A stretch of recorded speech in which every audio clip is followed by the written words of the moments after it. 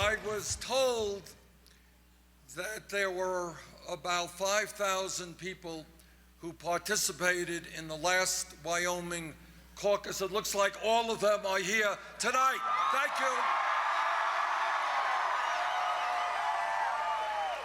Thank you very much for coming out. And let me remind everybody that we've got a really important caucus here on Saturday.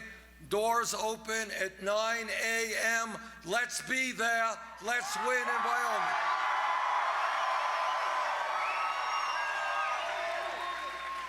Now, I don't know if the audience here knows it. I don't see any TVs here, but it has been projected by, I think, all of the networks that we won in Wisconsin.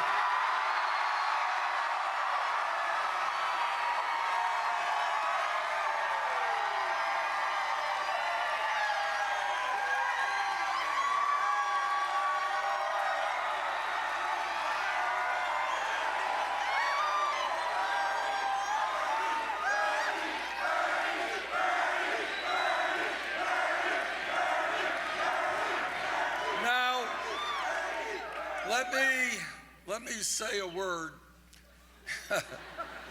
Well, maybe 2 words, I don't know, about what momentum is all about. Momentum is starting this campaign 11 months ago, and the media determining that we were a fringe candidacy. Momentum is starting the campaign 60 to 70 points behind Secretary Clinton. Momentum is that within the last couple of weeks, there have been national polls which have had us 1 point up or 1 point down.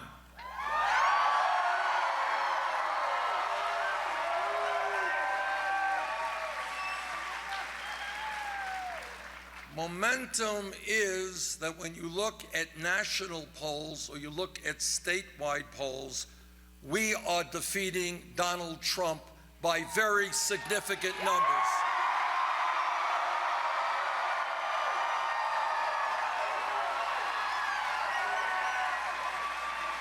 And in almost every instance, in national polls and in state polls, our margin over Trump is wider than is Secretary Clinton.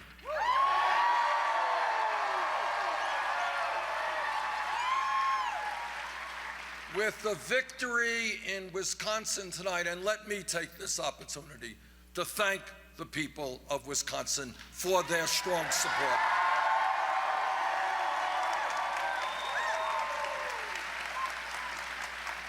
With our victory tonight in Wisconsin, we have now won 7 out of 8 of the last caucuses and primaries.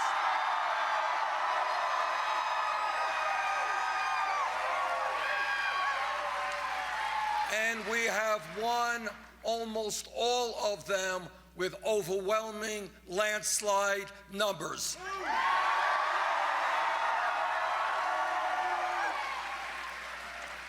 What momentum is about is that at a time in contemporary politics when every major candidate has a super PAC, we have said no to super PACs, said no to the billionaires who fund those super PACs.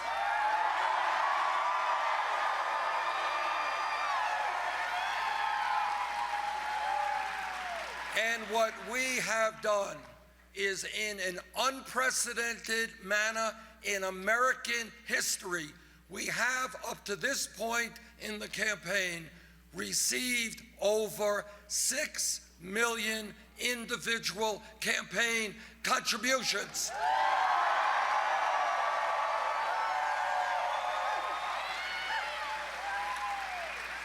Anyone here know what the average contribution is? That's exactly right. Smart crowd. $27. To paraphrase Abraham Lincoln at Gettysburg, This is a campaign of the people, by the people, and for the people.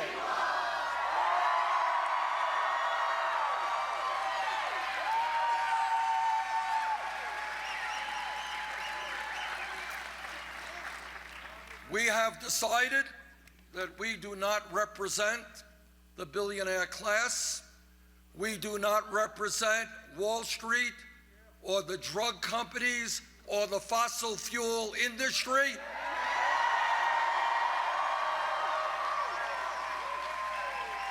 And we do not want their money.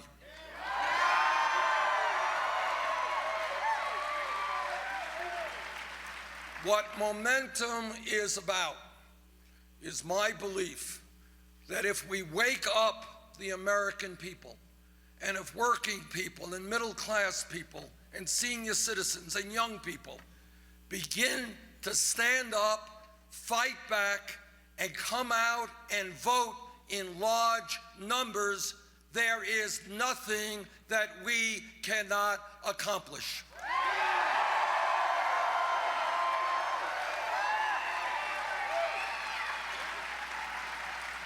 And what we have been seeing throughout this campaign is extraordinary voter turnouts in state after state after state.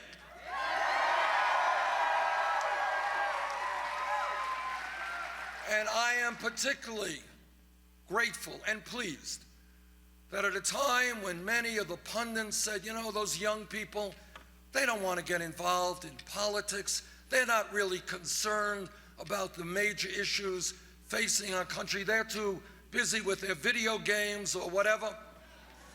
Well, you know what's happening? All over this country, young people are standing up and they're saying, you know what? We want to help determine the future of this country, which we are going to inherit.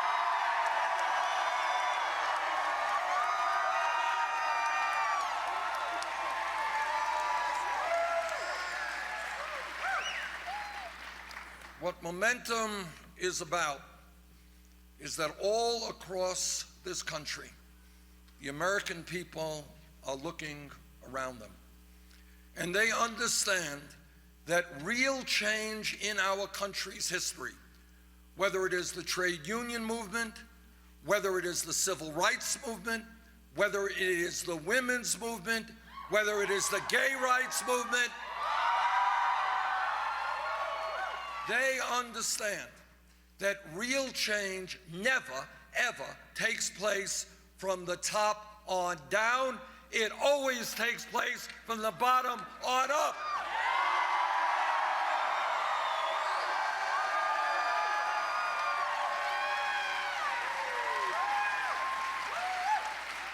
And today, from coast to coast, and I have been from coast to coast, been in California, been in Maine, been in a whole lot of states in between. And what people are saying, why is it that in America we have grotesque levels of income and wealth inequality? Why is it that the top 1/10 of 1% now owns almost as much wealth as the bottom 90%? Why is it that for the last 30 years, the great middle class of this country has been shrinking and almost all new income and wealth is going to the top 1%? The American people are asking, why is it that women go to work tomorrow and they're earning 79 cents on the dollar compared to men?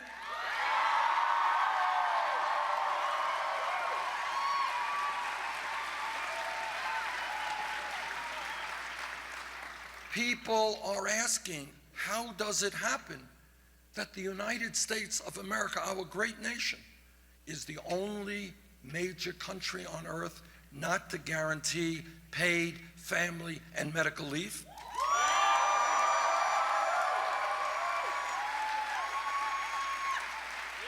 There are women giving birth in Wyoming and Wisconsin and Vermont today, but they're going to have to go back to work in 2 or 3 weeks because they don't have the income to take care of their family, which is why together we are going to pass 3 months paid family and medical leave.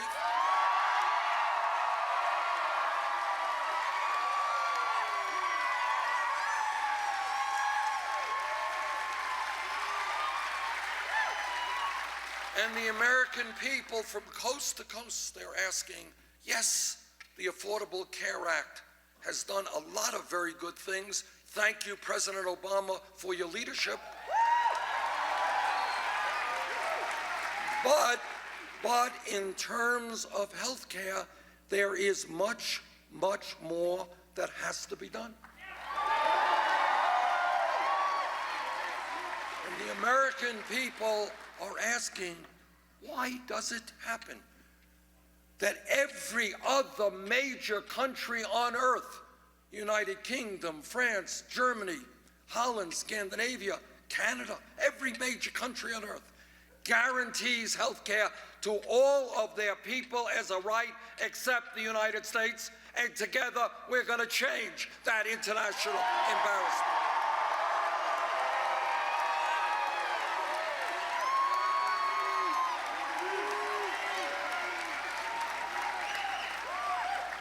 And the American people are asking, and young people are asking, why is it that when we are living in an increasingly competitive global economy, why is it that kids are graduating college $30,000, $50,000, $70,000 in debt?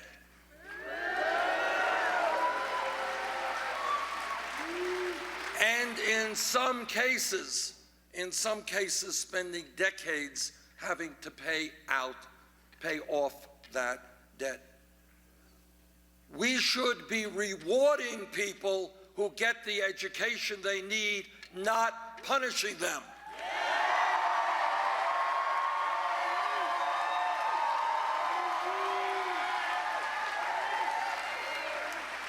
And the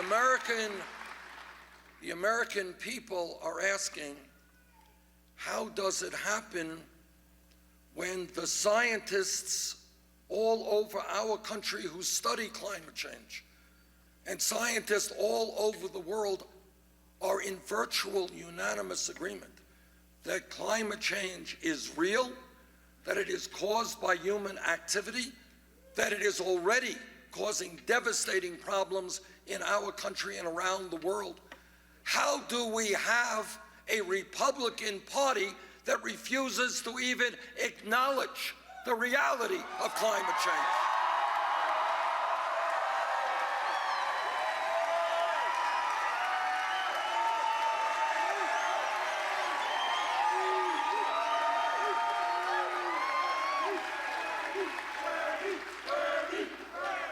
And the American people are asking, how does it happen that we can spend trillions of dollars fighting a war in Iraq that we never should have gotten in the first place?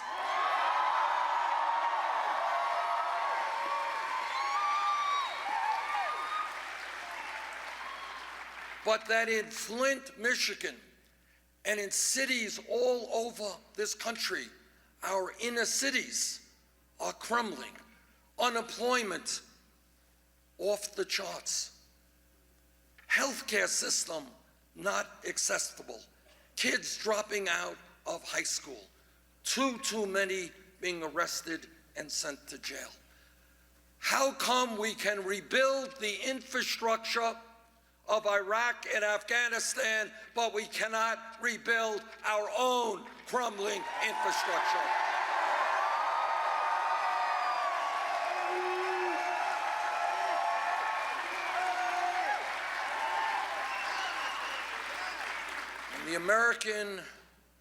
The American people are asking, as they assemble all over this country, why can we not end a campaign finance system which is corrupt and which is undermining American democracy?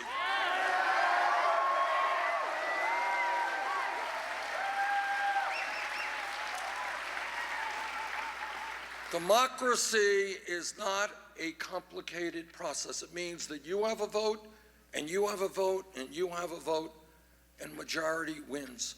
What democracy is not about is billionaires buying elections.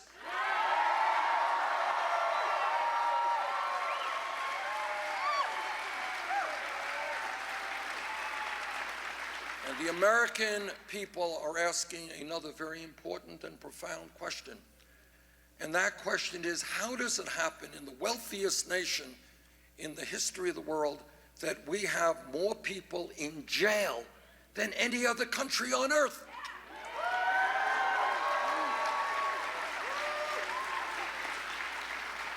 And what the American people are saying is that now is the time to invest in our young people in terms of jobs and education, not jails and incarceration.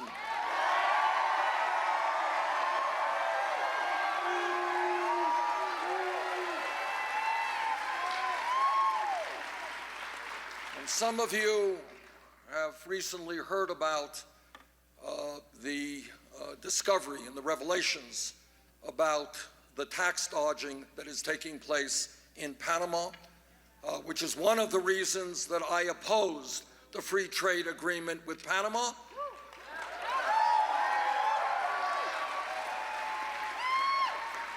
And one of the reasons I was on the floor of the Senate talking exactly about what I feared would happen, and that is wealthy people and large corporations figuring out ways to avoid paying their fair share of taxes.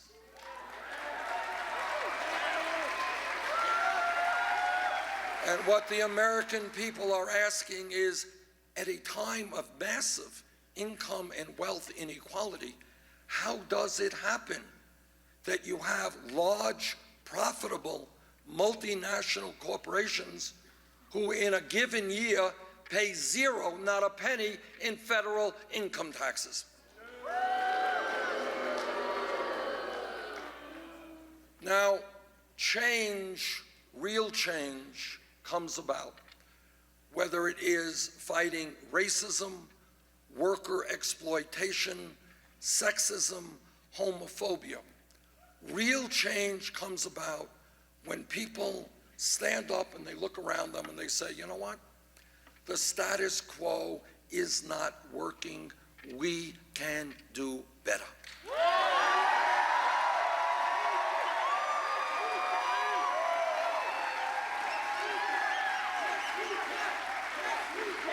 And let me give you, I can give you many examples, but let me give you the most contemporary example of what happens when people stand up and fight back.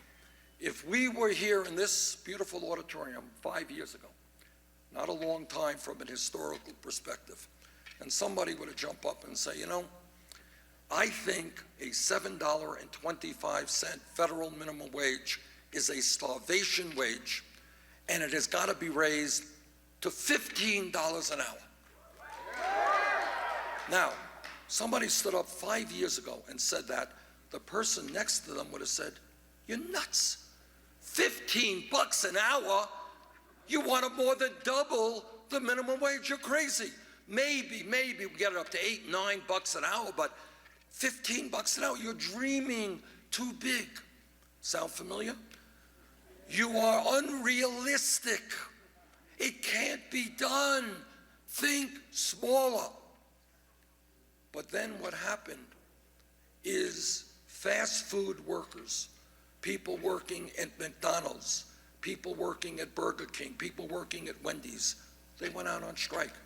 And I was very proud to join with those workers in Washington.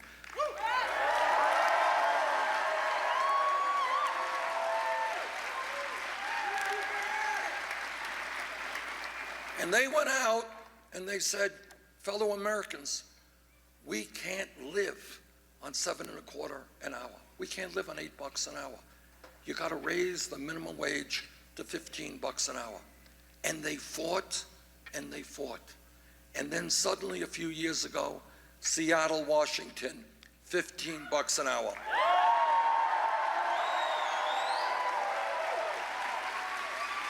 Los Angeles, San Francisco, $15 an hour. Oregon, $15 an hour. And in the last several weeks, in both California and New York, governors signed legislation for $15 an hour.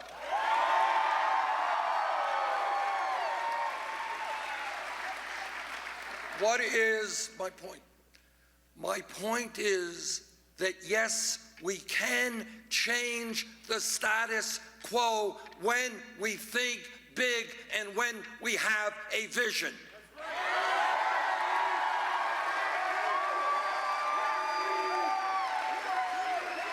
Now, I am not naive. I know the power of Wall Street and their endless supplies of money. I know that corporate America will shut down plants in America and move to Mexico or China if they can make another $5 in profit. I know that billionaires are funding candidates whose job it is to represent the wealthy and the powerful. I know about the corporate media that will give us all of the information we need except what is most important for working families. I know about all of that, but this is what I also know. I know that what history is about is that when people stand up and they say the status quo is not acceptable, we will not have children working in factories. We will not have working people on the job who have no power over those jobs. We will not continue to have segregation or racism or bigotry.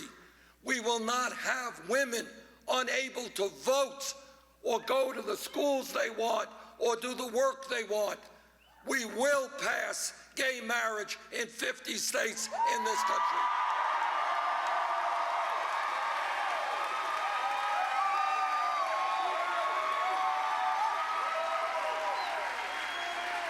So that is what I have learned from history, is that when we are prepared to think big, when we are prepared to take on the greed and recklessness of Wall Street, when we stand together and we don't allow the Trumps of the world to divide us up by whether we were born in America or born abroad, whether we are Muslim or Jewish or Christian,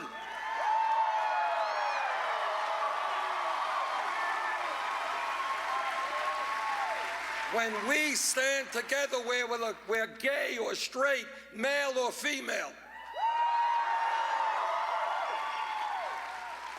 yes, we can create a government that represents all of us and not just a handful of wealthy campaign contributors.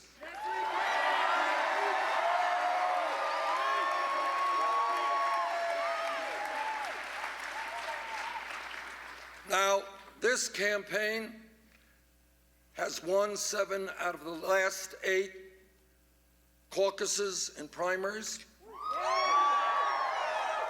With your help on Saturday, we're going to win here in Wyoming.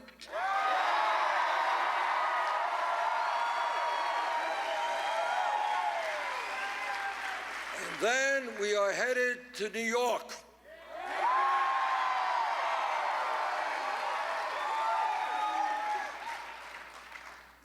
And I know a little bit about New York because I spent the first 18 years of my life in Brooklyn, New York. Now, please keep this a secret. Do not tell Secretary Clinton. She's getting a little nervous, and I don't want her to get more nervous. But I believe we've got an excellent chance to win New York and a lot of delegates in that state.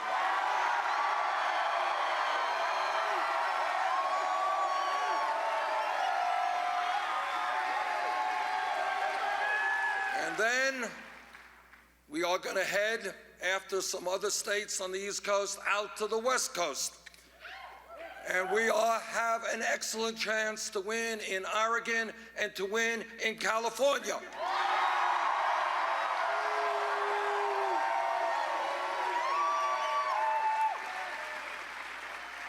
And I think that a lot of these super delegates are going to be looking around them and that are going to be saying, which candidate has the momentum? Which candidate is bringing out huge numbers of people and creating huge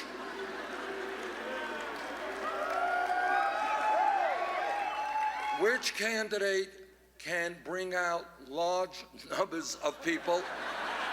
See, I can't use the word huge anymore. It's out of my vocabulary. But we will win in November if there is a large voter turnout. That's what always happens. Democrats and progressives win when there is a large voter turnout. Republicans win when people are demoralized. This campaign is giving energy and enthusiasm to millions of Americans.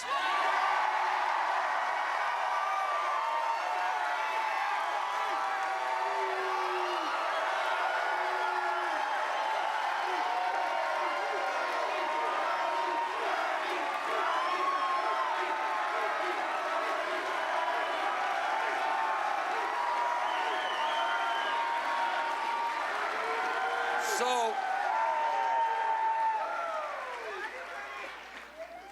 I think the people of this country are tired of establishment politics and establishment economics.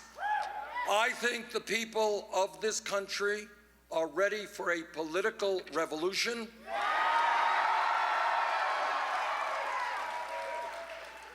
And if you ignore what you hear on corporate media, the facts are pretty clear. We have a path toward victory, a path toward the White House.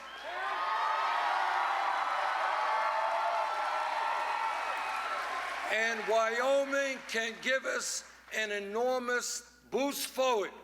If we win here on Saturday,